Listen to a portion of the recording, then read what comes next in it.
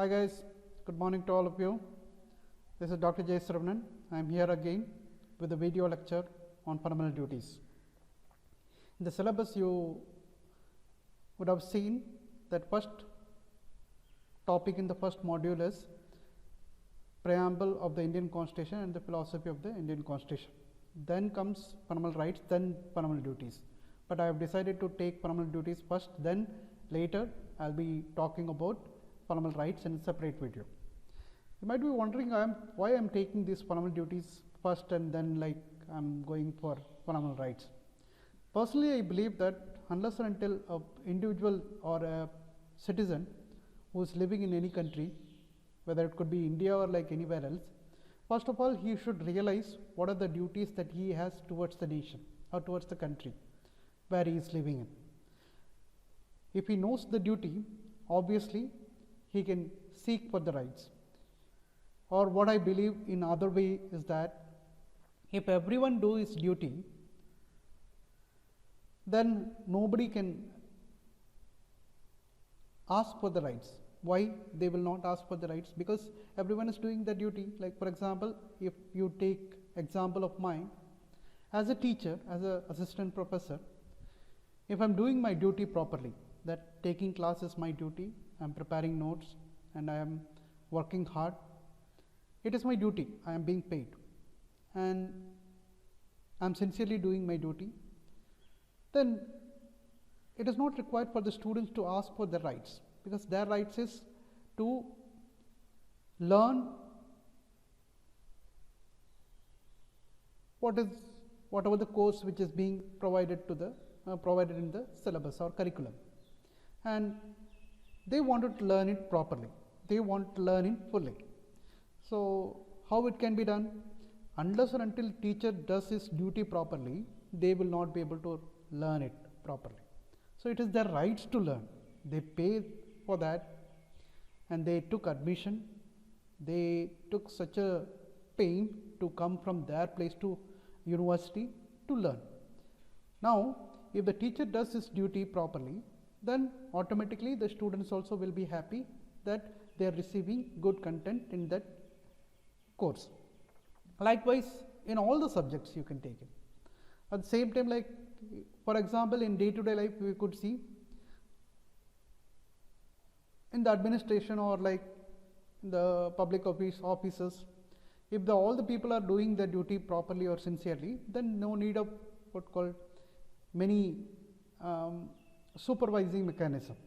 Like for example, if a ration card issuing authority, if they issue ration card properly, or like if they issue the number of ration card that they have been allotted to issue on particular day, if they are issuing properly, then there won't be any problem of ration card itself.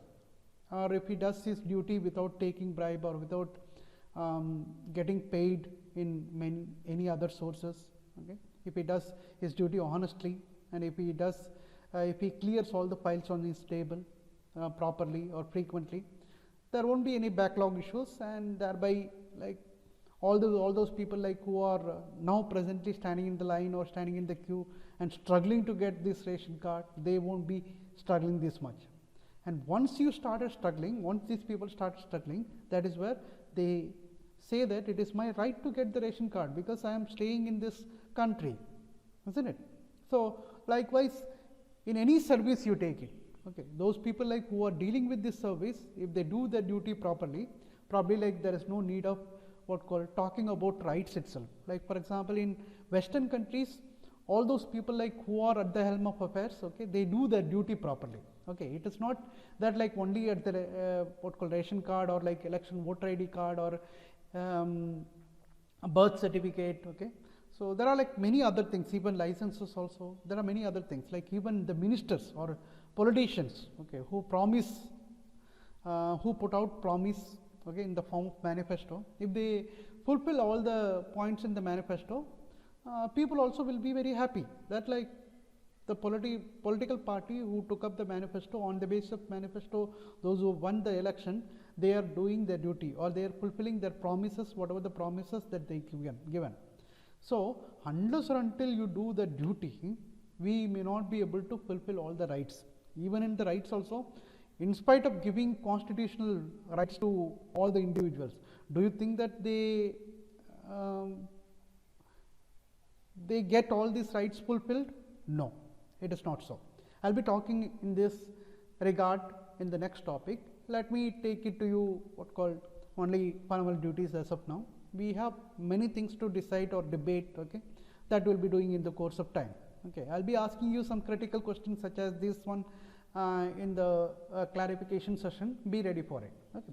So now in the slide that I have put up before you, what is this written? Respect, cherish, protect, preserve, harmony, unity. This is what all duties. The duties that you are going to look at in this video, this is what this content is, more or less this words that I have displayed in the what called slide. By literal meaning of what called these fundamental duties, you can go through the you can say that, like, you can understand that, okay, it talks about the duties that one individual or citizen, okay, who lives in a country has towards the country that he is living in. Okay. So now without much delay, let us get to the first slide. Okay. That is, what are fundamental duties? Fundamental duties are defined as the moral obligation of all citizens to help promote a spirit of patriotism and to uphold the unity of India. Now you could see in the slide itself, it's a moral obligation. It is not a mandatory obligation, mandatory thing that you have to do it. If you don't do it, you will get punished. It is not that. You should morally think that, okay, you have some kind of duty towards the country and I wanted to do it. That is what this the whole thing about fundamental duties. Whatever, all the citizens should help to promote a spirit of patriotism in country and to uphold the unity of India. How patriotism? Now people have a very wrong connotation of about the patriotism itself. What is that wrong connotation? They think that patriotism is nothing but attending the 15th August Independence Day program or attending the Republic Day program. That is all, that patriotism ends in that day itself. It is not so. It is not so. Patriotism is there 365 days. The way you show your duty, the way you show your commitment towards the country, the way you show regards to your fellow beings, you acknowledge your fellow beings, or the way you protect everyone by doing your duty, the way you help the country to be united. This is what patriotism. For each and every small things, your patriotism will get reflected. These duties set in part 4A of the Constitution, and this is nothing but the Article 51A, which deals with the what called fundamental duties. How many fundamental duties we have now? 11 fundamental duties. Originally we had 10, and one was added in the 1976. There was one was added. One was added in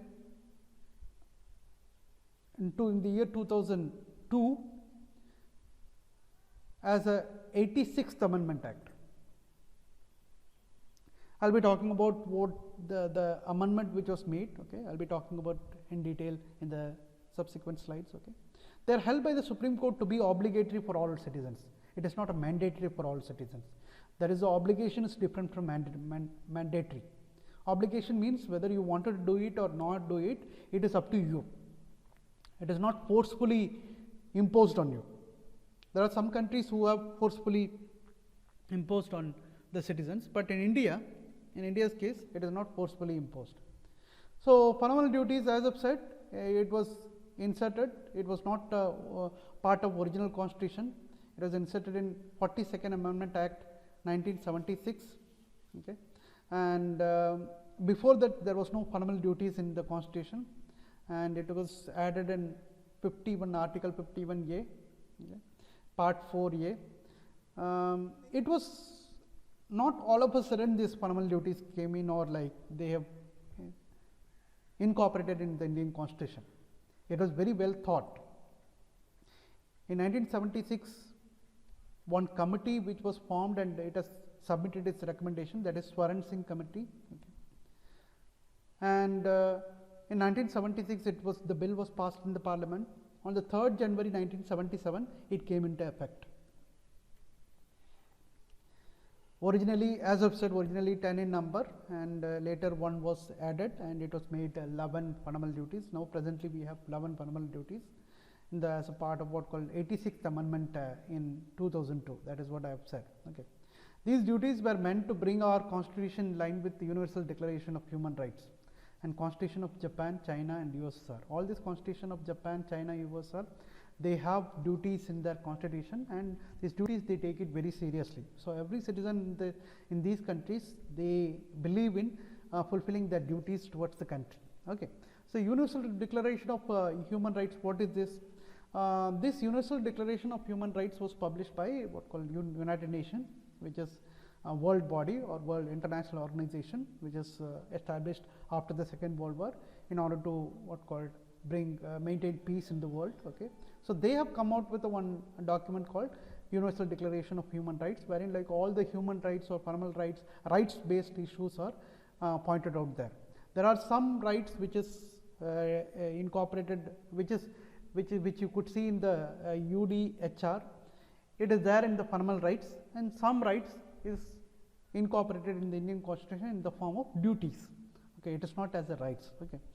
The last point I have already discussed with you, that Swaran Singh Committee was responsible for recommending this one. Okay, this fundamental duties. Now, without much delay, let us get back to what are the duties that we have as a citizen of India. The fundamental duties of every citizen of India according to the Constitution are to abide by the Constitution and respect its ideals and institutions, the national flag and the national anthem. Now, it is not that all the fundamental duties that is mentioned, around 11 fundamental duties, okay, all are obligatory only. There are some duties which has been converted as a mandatory also. Like for example, prevention of misuse of national honors, 1971.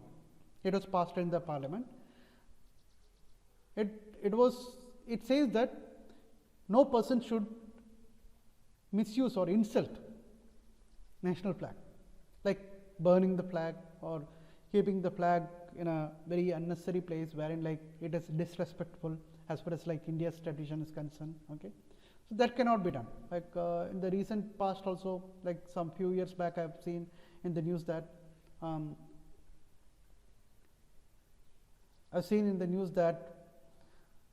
Dhoni, who wore his helmet, in the helmet there was a national flag symbol was there, and he kept on the ground. Okay. And it has become very big issue that he has insulted that flag. Well, like somehow the problem was solved. Likewise, anybody who is disrespecting or kind of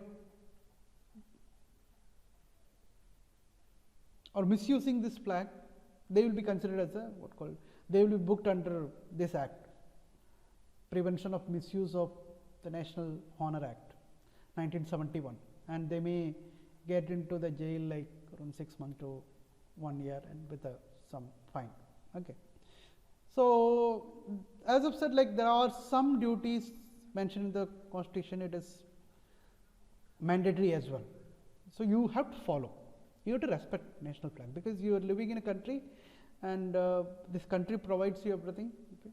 So it is your duty that like you preserve the symbol of the nation or like song of the nation or flag.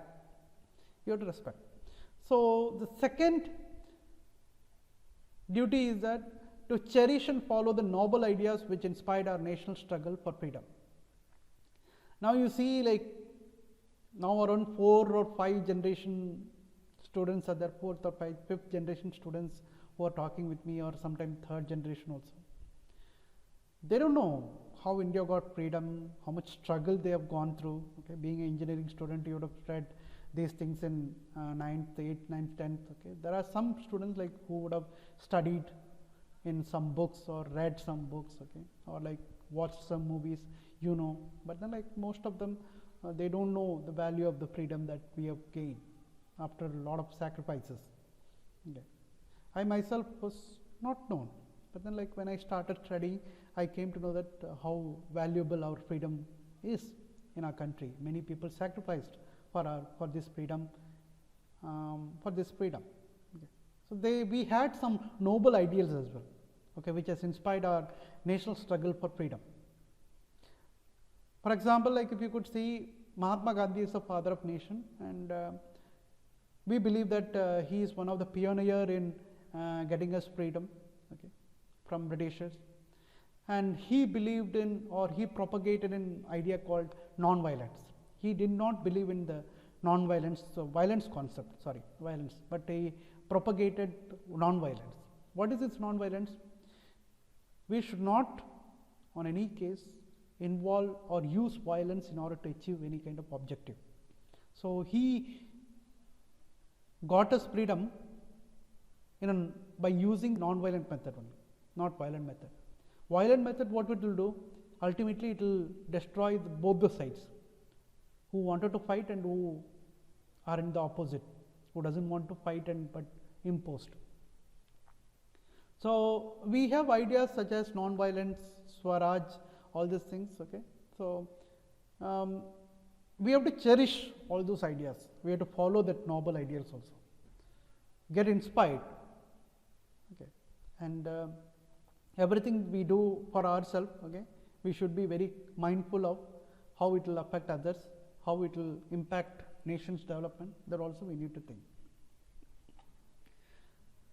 Third duty is that to uphold and protect the sovereignty, unity and integrity of India. Now when we say sovereignty, it is nothing but the higher echelon of our political system, or like system itself. Prime Minister, Council of Ministers and various ministers, legislatures, judiciary, okay. All these people are like,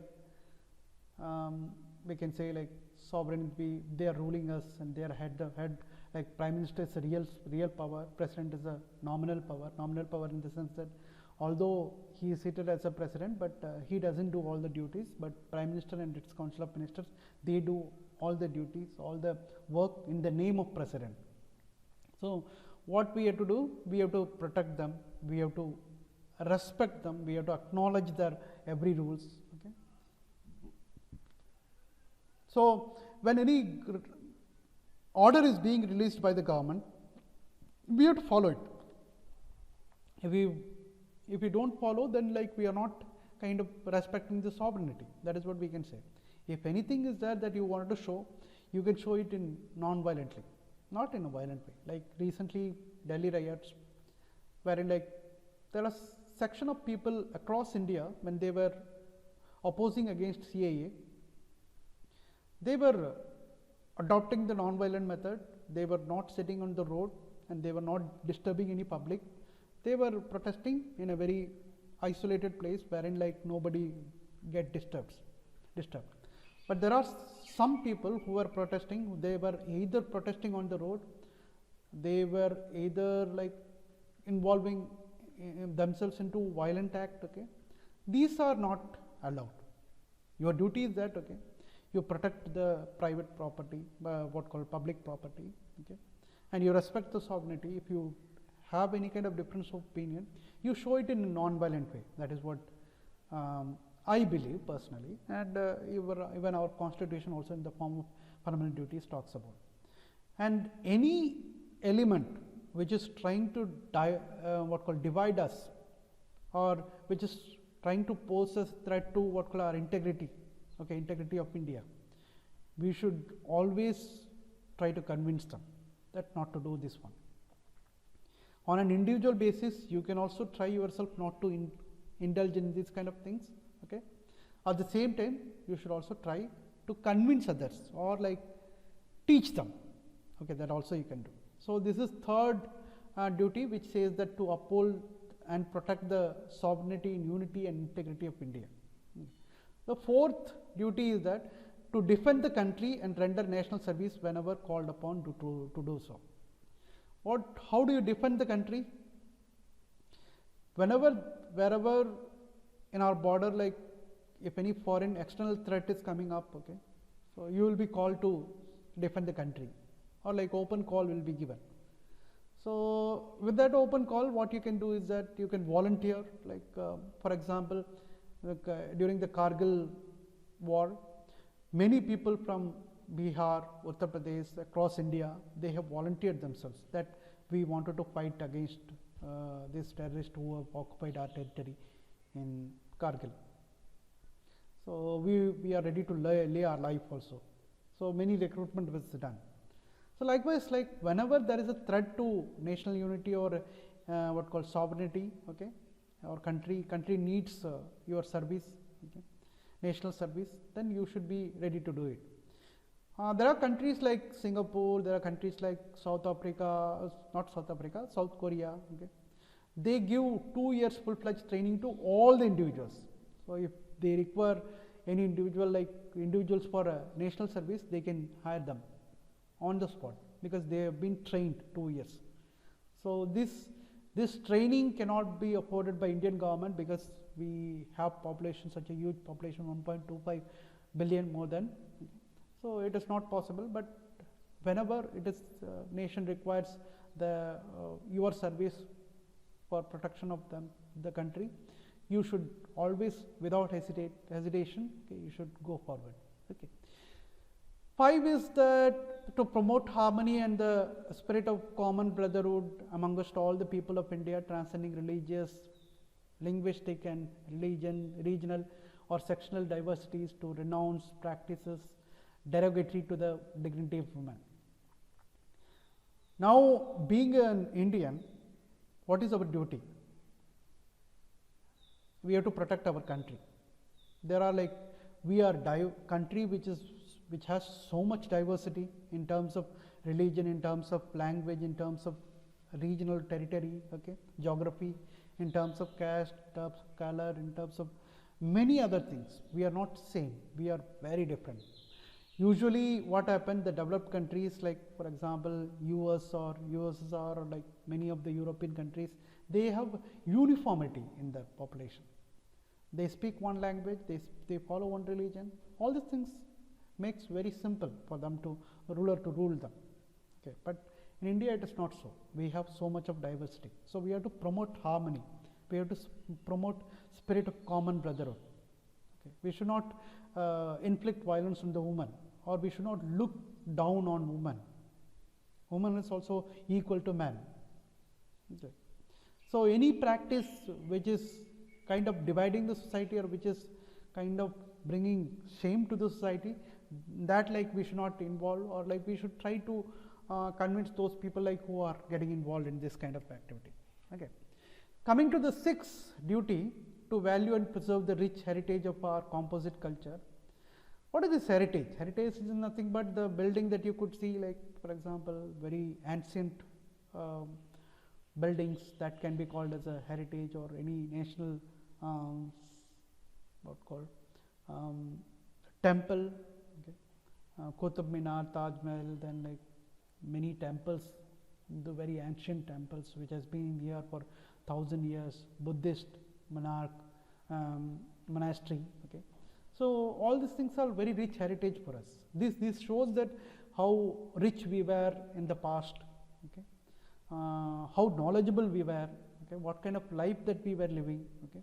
When the entire world was sleeping, the Europe, which is so called developed, they were in dark period. We were having very advanced technology, advanced culture, okay. So if we wanted to show, how we can show through these buildings, palaces. When the foreigners visit, they look at that one, okay. They understand that, or they will get an idea that, okay, Indian culture is very old or very ancient. That is how they will understand about us. So all this heritage that you visit, like buildings and all these things, palaces, temples, okay. Many times you could see like how these people who are visiting there, they are damaging this one. So this kind of damages should not be done, okay. Unless and until this heritage is there, our culture is we can expose our culture to others, we can teach them about our culture, okay. So whenever you visit, make sure that you are not damaging that one. At the same time, if anyone is damaging, please teach them that they should not do this one. Okay. So to value and preserve the rich heritage of our composite culture is one of the duty. So 7 duties to protect and improve the natural environment, including forests, lakes, rivers, wildlife. Okay. To have compassion for living creature. Okay. Why natural environment is very much necessary to protect or improve upon this natural environment. Right now I am in Chennai and recording this video. In Chennai, there was a recent flood happened around some 4 to 5 years, like if you know, if I am correct. Okay. Everywhere in Chennai the water is blocked. People were somehow like around, it has continued for days together, and people were struggling for even food also. The rain was continuously pouring on. Okay. So that flood, the main reason for the flood is that some of the environmentalists said that the disappearance of the lakes. Once upon a time in Chennai had around more than 3000 lakes. Now if you could see hardly some 150 lakes that you can find. Now all this waters that comes as the rain, okay, where they will go? They'll get blocked everywhere in Chennai, like that city only. Okay. Lakes were filled with the sand, and they were real estate business was done or is being done. Okay.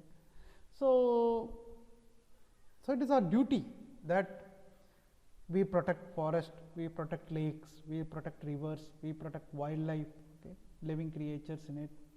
It is a part of biodiversity. If anything get disturbed, everything will get disturbed. Now, for example, it is a coronavirus, time of coronavirus. Okay. As far as environmentalists concerned, they are saying that, okay, because of this coronavirus, the environment has improved a lot. They are saying. I have heard that like in Yamuna, the clean water is flowing now. I don't know whether I have not seen, but then like if anyone of you have seen, you can give a comment. Okay. So I was also listening to one lecture published by BBC, wherein like the environmentalist says that this time when the coronavirus, because of the coronavirus, the entire world is locked down. This time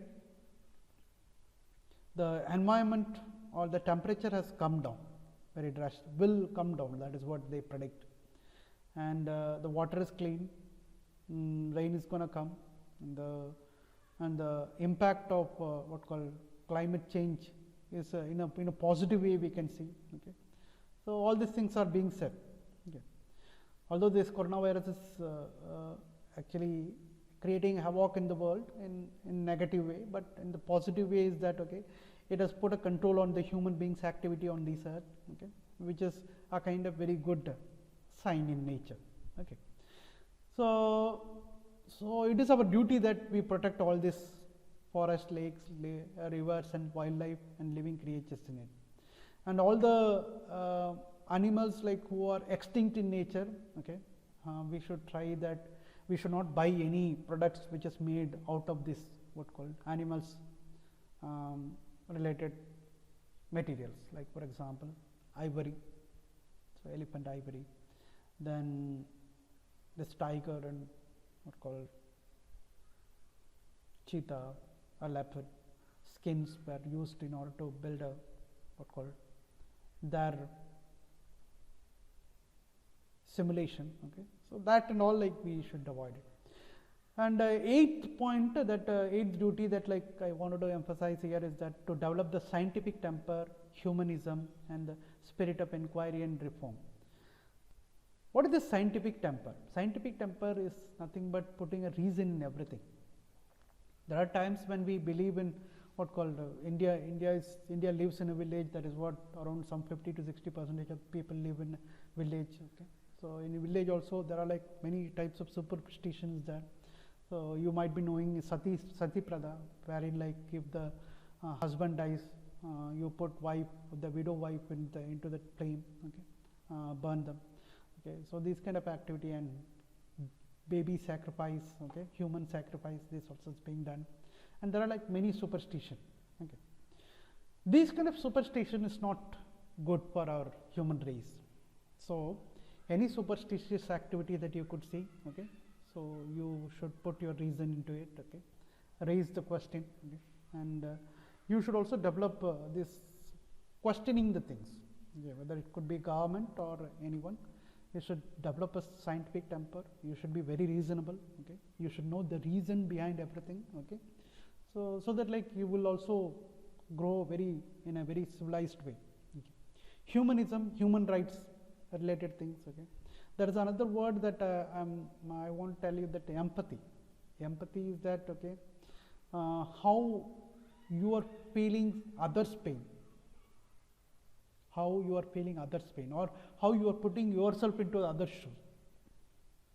That is like humanism. That whether any activity that you are doing, whether you are mindful of others also, that is humanism.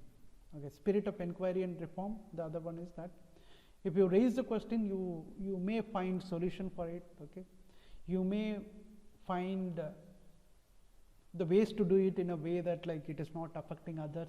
Okay, so this scientific temper also, how you can develop.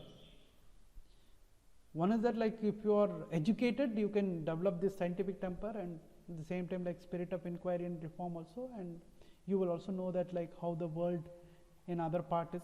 Okay, so how I mean to say that how the people are living in other countries, part of the world. Okay, so other than this part. Okay, so likewise this can be done through education. So that is why like government is taking all effort to what called educate the all the what called individuals or citizens of the country. Every child should educate themselves, so that like they know what is the reason behind everything, and they don't believe in something which is kind of which is not good for human race. Okay. The ninth duty is that to safeguard public property and to abjure violence. Okay. Now you could see in the recent Delhi riots how this public property was burnt, and they have adopted violent method in order to achieve some kind of objective. It is not the way that India believes in.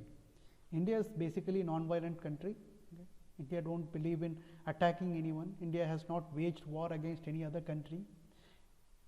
Instead, India is being attacked by other countries. Okay. So these are things that are like public property is public's property. Public is all of us. Okay. So you should not think that, or some people considers public property is not their property. Public property is public property. It is used by the public, and you are one part of the public. Okay. So when you are involving yourself into a what called violent method, you end up in what called burning your own property. So you should teach all of them, and you should not involve in kind of violence. You should abjure the violence, and we should abjure the violence. That is what I would say. I would include myself as well when I am talking about these fundamental duties. Okay. And the 10th point is that to strive towards excellence in all spheres of individual and collective activity, so that the nation constantly rise to a higher levels of endeavor and achievements. You should give all your best, 100%. You should collectively work. In terms of individual also, when you are working, try your maximum level in order to help this country to reach its higher level. Okay. Constantly raises to higher levels of endeavor and achievements. In all the aspects of our life, we should try. Okay.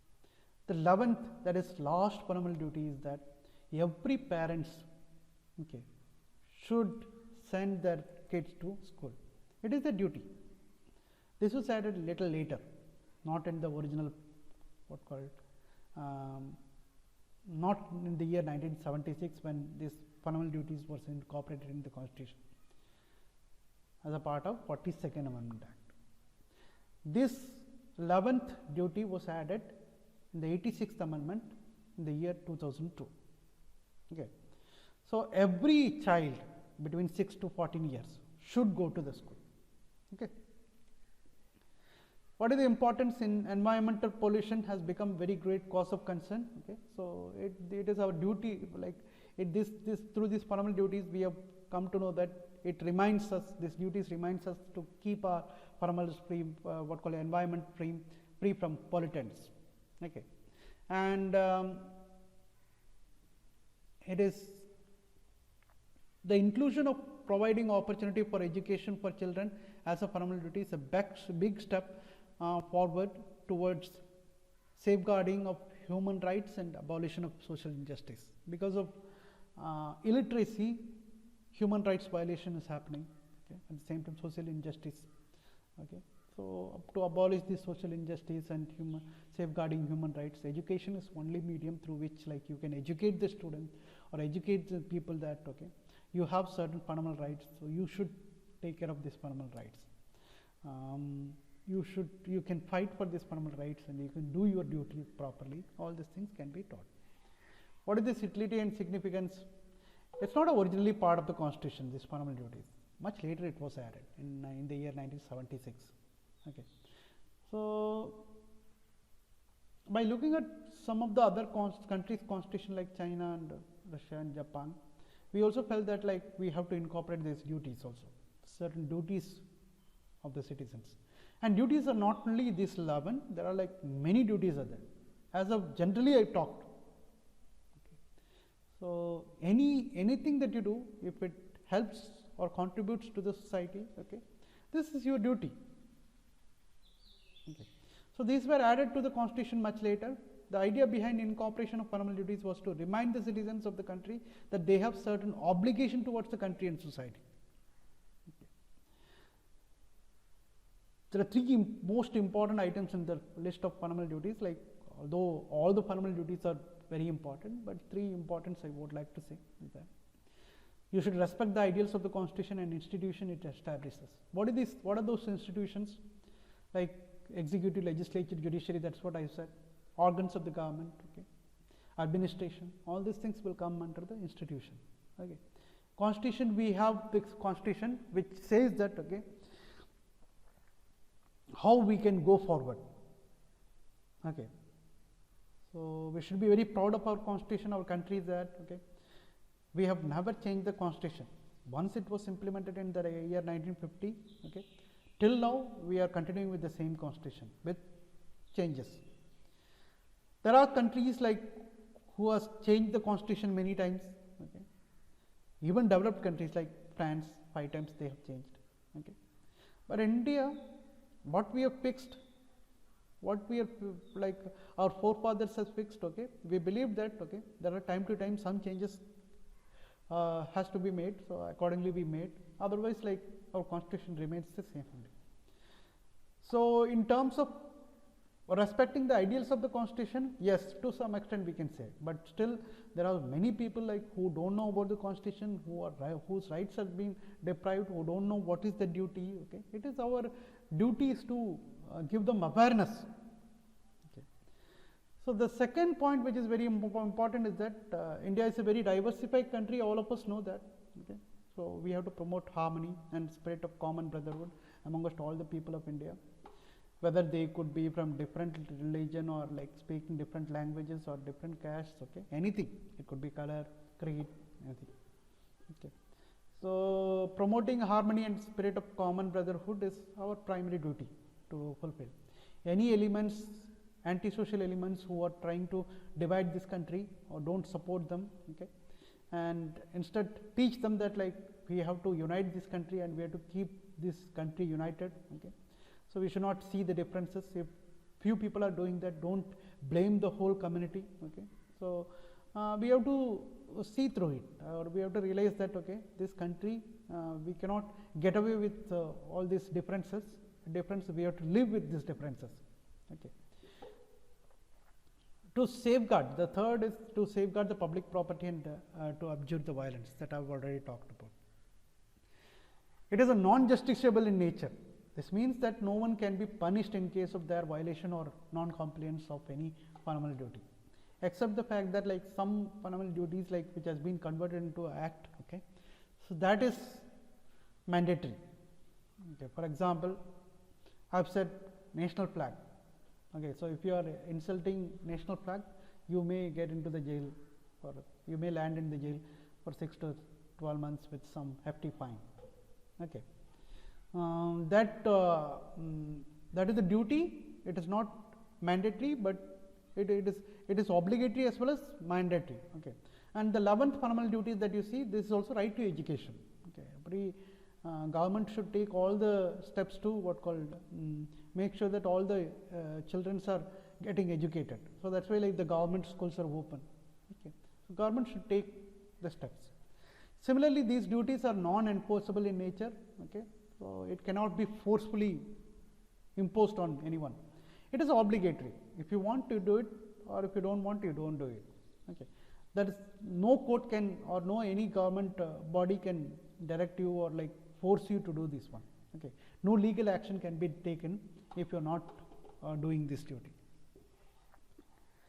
Non-justiciable in nature.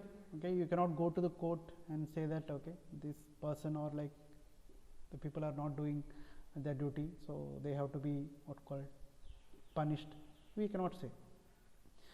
But however, state can make some law, as I've said, related to national flag and related to what called right to education, that I've said. Okay. For instance, a person who burns national flag in a violation of the duty in Article 51A cannot assert it was burnt by way of demonstration against the government. Should be protected by the freedom of expression or right. Okay. So you cannot say that like I am having the freedom to express my anger on towards the country, and you keep on burn the flags and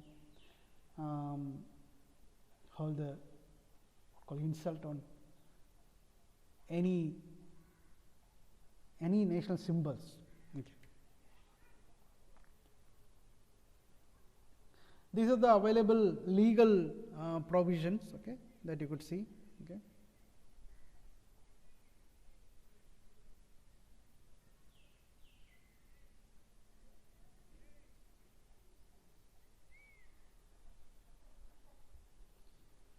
So we are in concluding session.